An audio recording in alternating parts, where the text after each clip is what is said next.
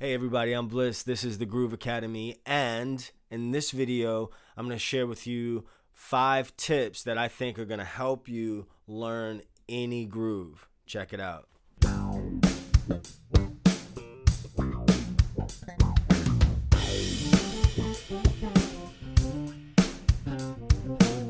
Hey, so before we get started, why don't you go on and click that subscribe button so that I can let you know when the next video comes out. So what I want to talk to you about today is was kind of inspired by a lesson I was doing over the weekend with a student that's only been playing for about 11 months or something like that. He's come a long way in his playing, and but there's still something that he kind of struggles with, and I know a lot of people kind of struggle with, and that's learning grooves and getting the grooves out of your head and into your hand so that you can actually play them and enjoy playing them. Okay, so these tips I have, I think, are going to really help with that. So the first tip is that we need to have a good awareness of time. And what I mean by that is we want to be able to acknowledge any division or subdivision of a beat in any part of the measure. Okay, so the groove we were working on was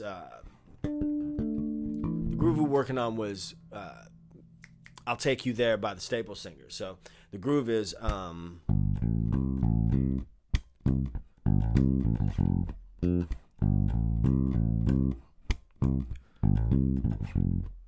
okay, pretty familiar groove, very repetitive. Okay, so I started with this.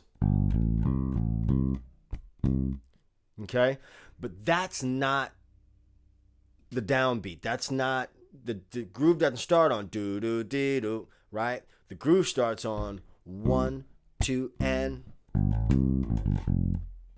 3 and 4 and 1. Okay, so we want to be aware of where those things happen in the measure. Anthony Wellington does a great exercise that he calls the yardstick of time and groove.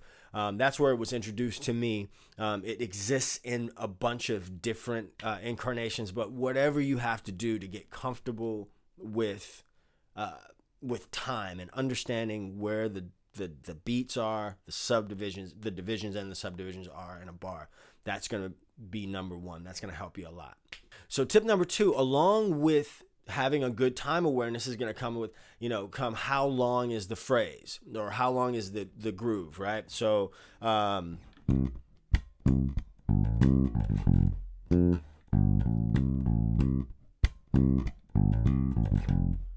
okay, so I just played that 1, 2, dun, dun, dun, dun, dun, dun, dun, dun, dun, dun, dun, dun, dun, dun, dun, dun. Now what I did was I took a two bar groove and turned it into a 4-bar groove. I almost said a 4-bar groove, but I can count. So a 4-bar groove, right?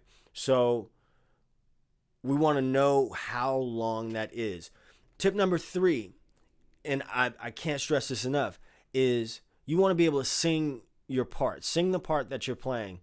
You want to be able to sing just about any part in the song. I mean, some people can sing all the parts of a song, but, hey, if you're just learning, if you're watching this video and you're trying to get these tips, stick to being able to learn, be able to sing your part, your bass part. So, bop, bop, ba-da-da-da-da-da, bop, bop, bop, bop, bop, bop, bop, da-da-da-da-da-da, da. That's going to internalize the idea way better than just you can't play the groove or you can't acknowledge the groove unless you have the instrument in your hand. So it really ties it all in, I think, when you really sing the grooves. I've never met a horn player, not a trumpet player, not a trombonist, not a sax player. I've never met a person who uses their air to play their instrument who couldn't sing their parts. And I think that's because of how connected their instrument is and the mechanics of their instrument is to their voice. So be able to sing your parts, okay? I'm gonna show you why that's important. So now you have a good time awareness, you know how long the phrase is, you can sing your part. Now we start taking bits of the groove out of context. Now, this is a pretty simple idea for the most part, and for most people, it's a pretty simple idea. But let's say there's no metronome, no timekeeping device. Let's say you only wanted to, or that's probably a bad example because that's pretty easy, right? Let's say that part. Okay, that may be a little bit more challenging for some people. So,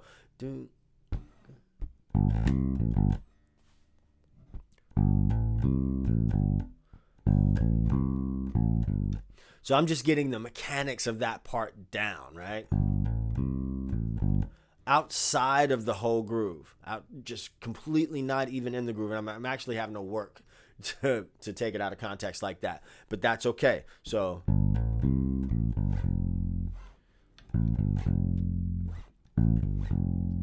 right, you take that out of context until you get the mechanics kind of lined up, and then we move on to tip number 5.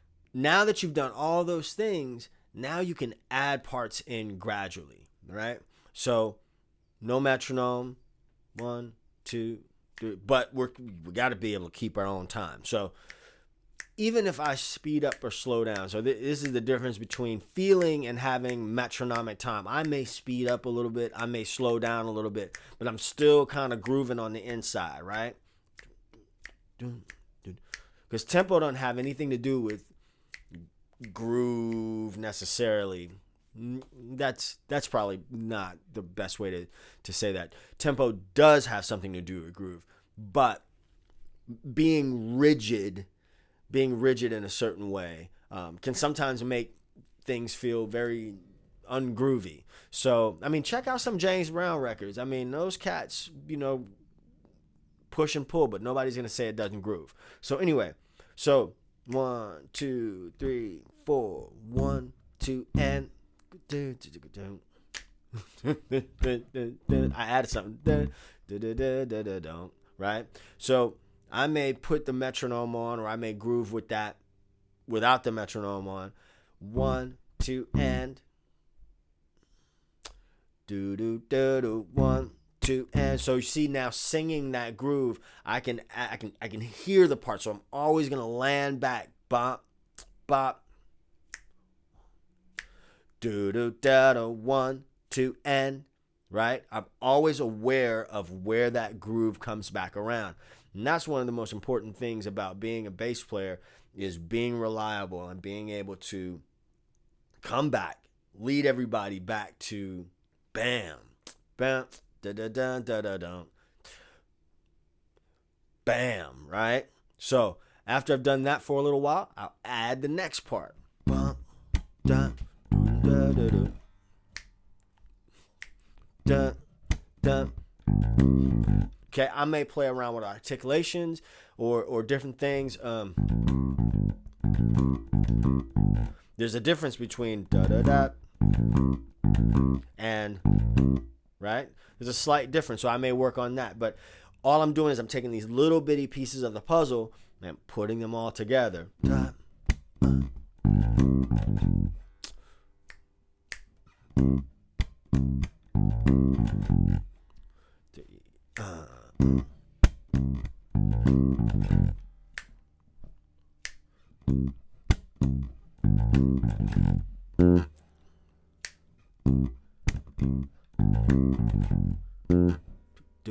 Don't. Sometimes what I'll do with private students is I'll have them play whatever part that they can play well, and then I'll play the rest, and then I'll start taking myself out so that they can add those parts in. So those are just 5 tips that I find really, really helpful when it comes to learning any groove that you want to learn. Just take your time, go through these steps, and I'm sure that you'll find yourself learning grooves in a much more efficient way. Now, I do want to share with you one more bonus idea, and it does involve the metronome. So there's lots of different metronome exercises out there. If you Google them, you'll find a ton. But I got this on 88 BPM, accent on the downbeat, right? Not going to do anything funny as far as taking out beats or anything like that. So that's my goal tempo. right? Or right somewhere around there. Let's say you can't do it that fast, right? And to some people, this is not gonna be like, there's nothing really hard about this bass line. But if you're brand new, or if you're just starting out, if you've only been playing for a few months, some of this stuff may be challenging for you. So once you get comfortable enough to put a metronome in, if my goal tempo is 88 BPMs, I might take this down to, I don't know, 80. Okay, just for the sake of this video, let's say I take it down to 80, right?